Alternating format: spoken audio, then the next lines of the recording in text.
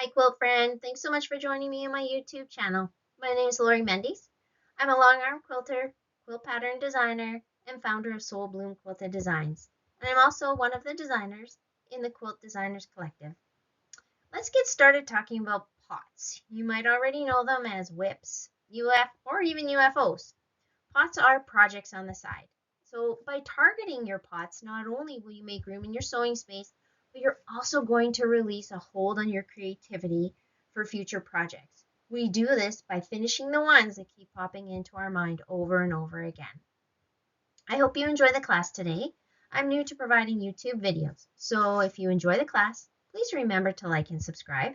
I promise more fun and exciting topics are in the works. So let's get started. Just a quick overview of what to expect over the next about 15 minutes or so. I encourage you to pull all of those unfinished quilts off the shelf. Empty those baskets, clean out those closets, empty those totes and drawers. Let's get a really good look at how many pots you might have tucked away, and even some that you might have even forgotten about. If you saw my Instagram post, I currently have 32 pots. Now, because I do a lot of charity long arm quilting, that's part of a pillar of Soul Bloom Quilted Design is giving back to the community. It's pretty common for me to have about 30 or more quilts to finish at any given time. So this is a tried and true way that I found works for me to get organized and to get my quilts finished. With having a day job, I have to be creative with my time.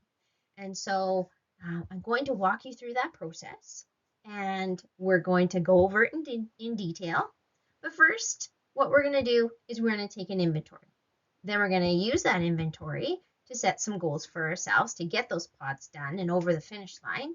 And that might take us a few days, weeks, months, or even a year. It all depends on the number of pots you have, the time that you have, and the goals that you set for yourself to be successful. Once we've set those goals, we're going to talk a little bit about some different storage ideas to get those projects back into your site, because out of sight, out of mind. All right, so what we're going to do is we're going to start with taking an inventory.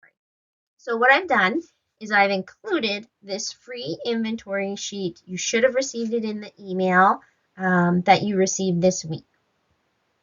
This inventory sheet, what we're going to do, it's visually going to represent how many quilts that you have in each of the categories. The categories are annuals, perennials, and weeds. This way, what we can do, it's going to help us to make sure that we set realistic goals. All right, so let's look at, we're going to go over all of the sorting. So annuals, perennials, and weeds. So we're going to define each one of those. So annuals. Those annuals, when we look at them as flowers, they're quick to bloom, they're enjoyed by everybody, lots of color, they need watering regularly, and when you add a little bit of fertilizer, it keeps the blooms going. When we look at it from a quilting perspective, these are the quilts that won't take you very long to finish. So they're the ones that you need to maybe drop off at the long arm quilter, finish the binding on, or maybe even just attach a border before they're ready to go. These quilts are ones that you can accomplish a few in a day, even if you have a couple of hours. Now, the perennials.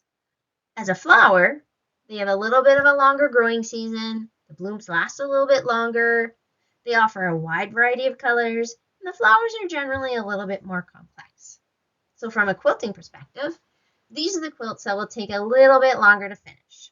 They're the ones that still need some piecing to be done, maybe even assembling the rows, maybe even some hand sewing, or even some quilting on your domestic machine. These quilts take a little bit more time than the annuals do, so you can't do as many of them in a day or even in a week. Now finally, we have weeds. These quilts are literally the quilts that are a thorn in your side. So from a weed perspective, they're hard to get rid of. You tend to them and they keep coming back. You don't like how they look. They grow without much attention. So when we look at it from a quilting perspective, like I mentioned, they're a thorn in your side. They're those quilts that you keep putting off. Maybe you take it off the shelf, you look at it, and you put it back on the shelf and go, not today, quilt, not today. So, you know what? We have all of these in our stash, I'm pretty sure. I know I do. So let's talk a little bit more about how we might be able to look at our inventory sheet to set some goals. So when we're goal setting, just remember that if a plan doesn't work, change the plan, not the goal. Always keep the goal in mind, but sometimes we do need to tweak how we achieve that goal. Things happen in life, things change, circumstances, time, all of those things impact our ability to reach our goals. So remember, don't change the goal, but change the plan. All right, so I'm sure everybody has heard about SMART goals. So making sure that your goals are simple, they're measurable, attainable, realistic, and you commit to a certain time frame. We're going to build a little bit on that. And what we're going to do is we are going to look at setting goals from a perspective of seasons. And so here's another free resource you should have received in with your email. So we're going to split them up into spring, summer, fall, and winter. And within each of these categories, you may have some annuals, perennials, and you may even have some weeds. So we're going to go over what each season means. But what I want you to do is when you're thinking about your goal, I want you to set a goal that makes you want to get up in the morning, run to your sewing room in your pajamas with your cup of coffee and get sewing. I want these goals to energize you. I want them to give you motivation. I want you to be able to feel good about what you're setting yourself up to accomplish. All right, so we have spring, summer, fall, and winter. So in the springtime, usually that means that this brings a time of new growth. Trees are starting to bud, snow is melting, birds are coming back, animals are awaking from hibernation, and spring really does symbolize birth and rebirth. And I don't know about you, but after I live up in Edmonton, Alberta, Canada, and we have a super long, cold, dark winter. And so when spring comes, that means that the snow is melting, and it really does mean a time of increased energy and renewal. And so during the springtime, I find I have a little bit of burst of energy. And so think about your spring. What does that mean for you? What does that mean for your quilting? How much time are you able to dedicate to it in the spring? Some of us have gardens that are starting to grow. We have to clean off plants. Maybe we even have to plant our vegetable gardens. So make sure you're taking all of those things into consideration when you are looking at how many quilts you want to schedule during that time. All right, summer. That means warmer days, more hours of daylight, spending more time outdoors, holidays away from home. Summer really does symbolize abundance, growth, and connection.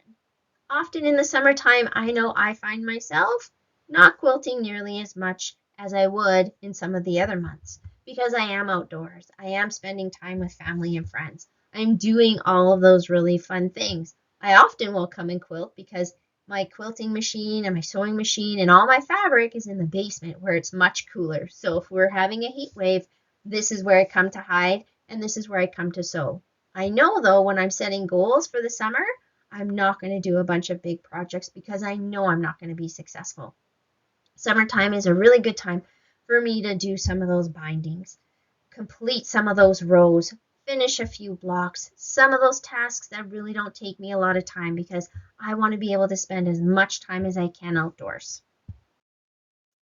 In the fall, this is when we start to see our hours of daylight start to reduce again.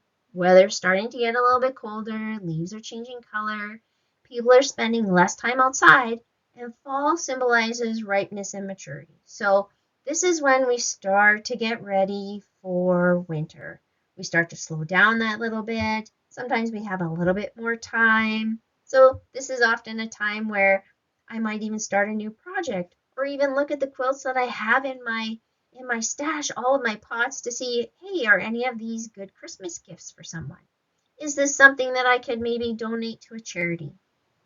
This is a great time to maybe start scheduling a few more than you did in the summertime. And then we have the winter. Here in Alberta, Canada, we are fairly far north. So our winters mean really cold weather, it means snow. We start to have less hours of daylight. We start drinking warmer beverages, which usually means that I'm able to spend a little more time in my sewing room. I'm not out in my garden. I'm not out riding my bike. I'm not out doing all those fun things outside. So in the winter, generally, I can start to schedule a few more quilts to finish in my spare time. Winter often symbolizes rest, conservation, and going inwards. So it's a really great time to look at your sewing space. Maybe it's even a time for you to reorganize some of your things. So this is a time in the winter when I like to schedule more of my quilts to get done. Okay, now when we're setting goals, what I want you to start to think about is the word water. And so what to me the word water is willing. Willing to take a risk and finish some of those quilts that you really don't want to do. Willing to work on a quilt that maybe you started and it was above your skill level where it was at that time. I want you to be willing to actually set a goal. For some people, it's very scary to set goals. So I really want you to take that risk and set those goals. Next, I want you to take action. So really, truly schedule those into your day. Look at when you're going to be on holidays. Look when you have other commitments. Make sure that you do make that plan. I want you to trust. Trust that you can follow the plan. Trust that you're going to finish those quilts. Trust the process. Efficient. I want you to find ways to be more efficient when you're finishing your quilts. Sometimes that means sewing some binding ahead of time because you have 20 minutes so you can make that binding because you know that you have 3 quilts that are going to need that exact color. Make it ahead of time. Cut out all of your pieces and then have them ready to go so that you can sit and you can chain piece just to make it a little bit quicker. Finally, probably one of the most important parts when setting goals is recognize yourself when you've finished one. Celebrate it. Post it in social media. Set it out for people to see. Take photos of it. Be proud. Be proud and celebrate you and your accomplishments. Okay, so you have the sheet. You've taken your inventory. You've decided, okay, which quilts are my annuals, which are my perennials, which are my weeds. Second step, you're going to take the sheet that has the seasons on it, and you're going to put your quilts into each season. Be mindful of all of those things that we've talked about, where you may have other commitments, other times of the year where you have less hobbies, more time to spend on quilting. So make sure that your plan is something that looks doable for you. Now, we have all of these pots laying around. And I know me, if there's an empty spot, I'm going to put one in there. But what happens is, when you don't see it, it isn't a reminder to keep doing it. Now, I'm not saying put all of your pots out in the middle of your sewing space because that would just be frustrating because then you would have to move them. You would need to work around them. You'd have to be constantly picking things up, moving them around. That isn't what I mean. What I mean is when you have a season, you have, say, fall, and say you've scheduled 4 or 5 quilts. I want you to find a way to take them out of those boxes, take them out of those spaces where they're hiding because you don't even want to look at them, and put them out just so that they're more accessible. You can see them. You know they're there. That way it's going to prompt you to work on it. Now, I want to remind you that storage solutions, it isn't one size fits all. What works for one might not work for another. It needs to be unique to you. It needs to be unique to your space. I know some people have really large sewing rooms And other people have much smaller little closet spaces. And so really it does need to work for you. So we're just going to go over a few examples of some of the different storage solutions. So first we're going to look at, some storage solutions for quilt tops. So some people may have a closet in their space, and so you can put them on hangers. Now this is a really great solution because when you go to take it to your long arm quilter, it can be nicely pressed, all ready to go. Some people like to put them in baskets. I love to put my quilt tops in baskets that are ready to be quilted. And I like to roll my quilt tops. I don't know how you feel about that. Some people prefer folding, but to be honest, when I have 32 of them, rolling them is a little bit more of a space saver. And it also doesn't create as many creases. And so when I go to load my quilt onto the long arm, I have to do less steaming and less pressing.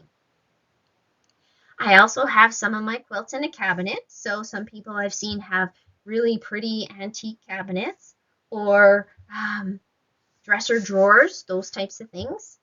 There's also people who like to store them in totes, especially if you're in an area where there's high humidity or the potential for any type of flooding. This way you aren't going to damage your fabrics. And also, I'd like to suggest that, if you have quite a few quilt tops that you aren't able to finish yourself or take to a long arm quilter, then, display them. Put them onto a quilt ladder. Put them over the back of a chair. Watch them, look at them, appreciate them for what they are. In time, whether it's resources, time, they'll get finished, especially if you're watching. All right, some storage solutions for quilts to be pieced. One solution that I absolutely love and I find is a super space saver are pizza boxes, or even just little cardboard boxes that are all the same size. The reason for that is you can write on the front of them exactly what's inside, but they also stack really well. And so that way is super space saving. So that's wonderful in a small quilting space. Also, Ziploc bags are nice because then you can see the pieces that are in there. Other plastic containers that you can stack, that way you don't have to open them up, you can see what's inside. But also you can make a quilting book so that you can place your pieces inside. And I think one of our designers down the road is going to look at making a book like that. Finally, storage for quilt binding. I like to make it ahead of time, especially when I'm doing some charity quilts. I like to come up with a bunch of different colors so it's all ready to go. I like to wrap it sometimes around a cardboard tube. And sometimes I even wrap it around, depending on how much I have, is one of those paper towel holders that you put onto your counter. Wrap it up, seal it with, secure it with a pin. There are also several binding tools on the market that help you to store that. And this one was a really interesting one that I found, is that if you know a long arm quilter, they get thread in some pretty large spools. And so you can always ask them to save you an empty one and you can put it around that. That way it's really easy to come off the spool as you're attaching it to your quilt. All right, I know that this has been a lot of information. Just want to go over a few more tips and tricks for making sure that you get those pots finished. Tips to help you weed your garden and let your flowers bloom. So we already talked about a little bit about being efficient, group similar tasks together, meet up with friends for a sew day to provide accountability. Remember, we have social days coming up on Saturdays during our Quilt Quest. Use a calendar and schedule each project. Do one task at a time and be sure to check it off that list. There's a lot of satisfaction when you mark it off your list that you've completed it. The other tip is, I know how expensive fabric can be these days, and so make a list of fabric that you need to finish your pots. Take it with you, put it in your wallet, have it there right beside you so when you go to a store and you see a great sale, you know exactly how much material you need. I know this was a lot of information. I really appreciate you being here. Please like, subscribe, leave comments below, And please, on the Instagram, show us your pots. Show them when they're finished. And if you have any questions about goal setting, if you have any questions about your inventory and want to share any sort of solutions for storage, please reach out. All right? I hope you have a great day. Hope you enjoyed the video. Take care.